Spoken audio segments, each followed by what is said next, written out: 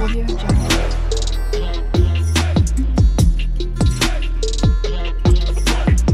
Audio Jungle.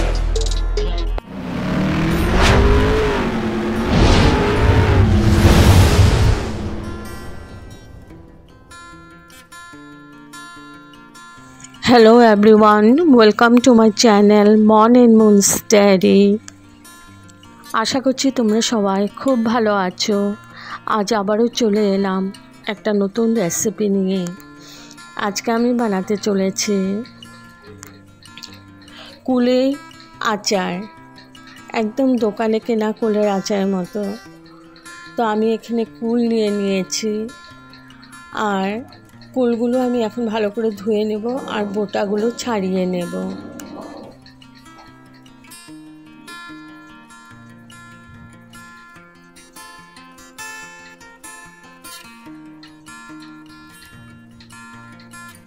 তো বোটাগুলো আমি ছাড়িয়ে নিচ্ছি।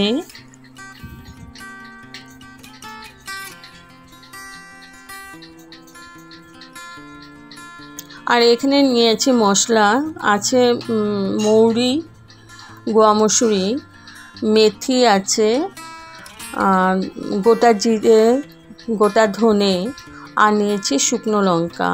এগুলো আমি প্রথমে ড্রাই রোস্ট করে নেব। আর নিয়েছি গুড়। তো কুলগুলো আমি ধুয়ে নিয়েছি ভালো করে। এখন এখানে আমি হলুদ আর নুন একটু মাখিয়ে নেব।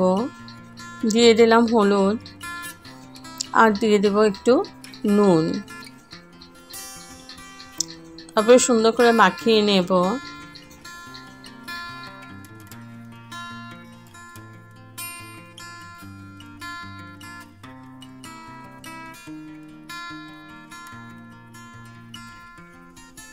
এখানে আমি প্যান নিয়েছি। এখন প্রথমে আমি শুকনো লঙ্কাগুলো একটু ভেজে নেব।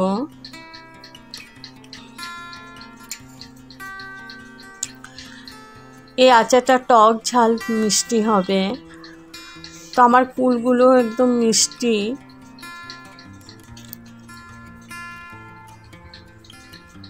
প্রথমে শুকনো লঙ্কাগুলো ভালো করে ভেজে নিয়েছি আমি।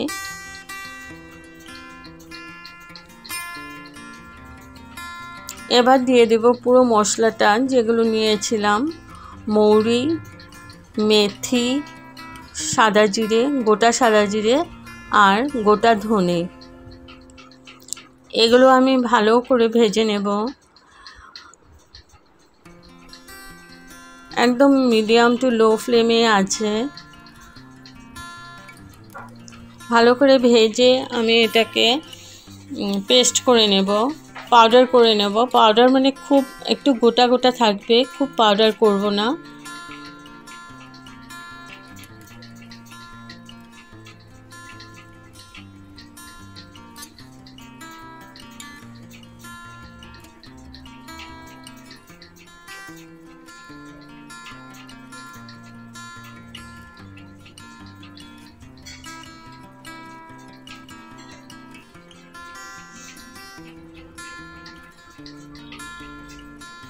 তো আমার হয়ে গেছে, ঠান্ডা করে আমি পাউডার করে নিয়েছি। ঠিক এরকম একটু গোটা গোটা থাকবে।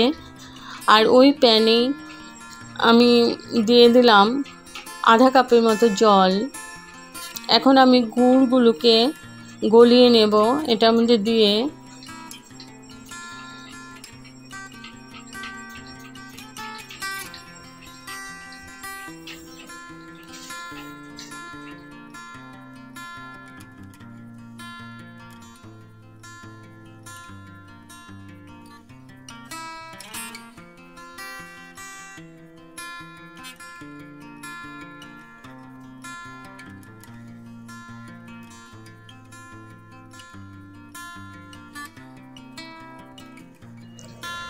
তো ভালো করে গুড়গুলো গলিয়ে নিয়েছি।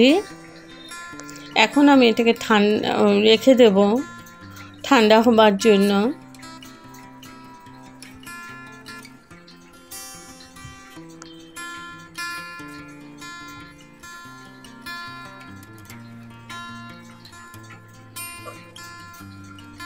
এদিকে কড়াই নিয়েছি, আর দিয়ে দিলাম 2 চামচের মতো সরষের তেল।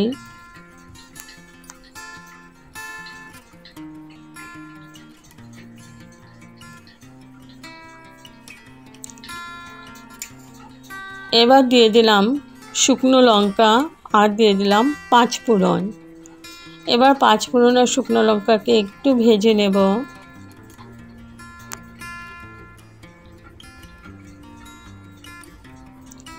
এবার দিয়ে দিচ্ছি ওই কুলগুলো যেগুলো হলুদ নুন মাখিয়ে রেখেছিলাম।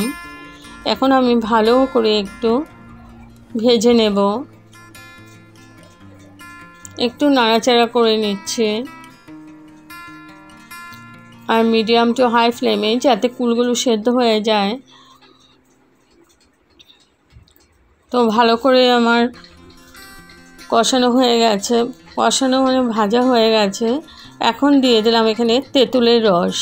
এখানে আমি 1 মুঠ তেঁতুল ভিজিয়ে রেখেছিলাম, ওই তেঁতুলের রসটা দিয়ে দিলাম, কারণ আমার কুলগুলো ভীষণ মিষ্টি, ওই টক ভাব আনার জন্য তেঁতুলের রসটা দিলাম। এবার ভালো করে আবার নাড়াচাড়া করে নিচ্ছি।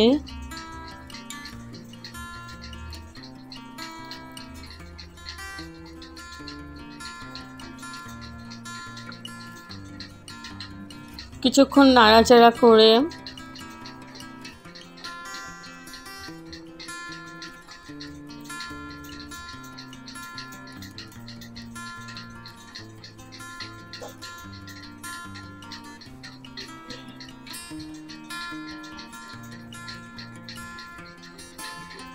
এখন দিয়ে দিচ্ছি ওই গুড়গুলো যে আমি গলিয়ে রেখেছিলাম, ওই গুড়গুলো দিয়ে দিলাম।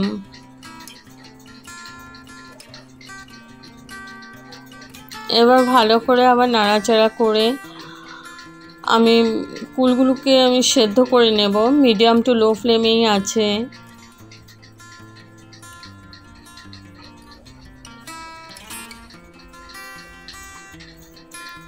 একটু পরপর নেড়ে নেড়ে দিতে হবে।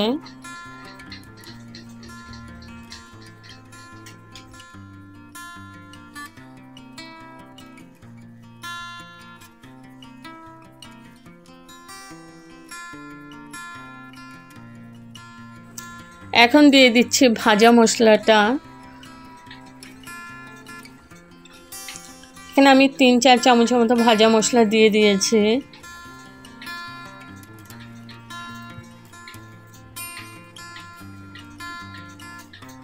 এবার আবার ভালো করে নাড়াচাড়া করে নিচ্ছি।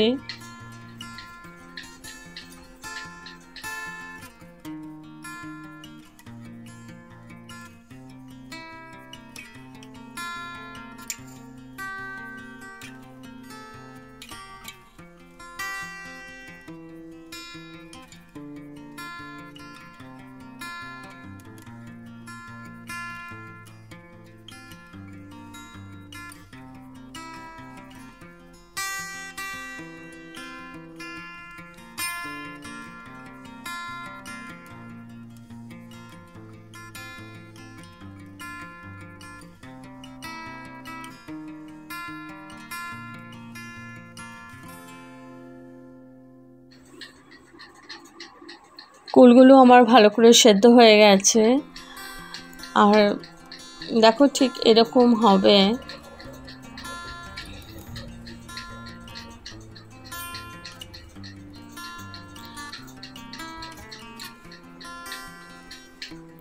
এখন এই মুহূর্তে আমি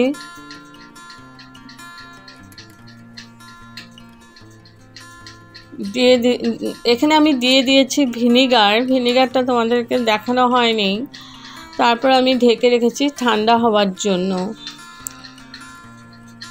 তো আমার রেডি টু সার্ভ কুলের আচার, খট্টা মিঠা কুলের আচার। যদি আপনাদের এই রেসিপিটা ভালো লেগে থাকে তবে like, share, comment and subscribe করতে ভুলবেন না।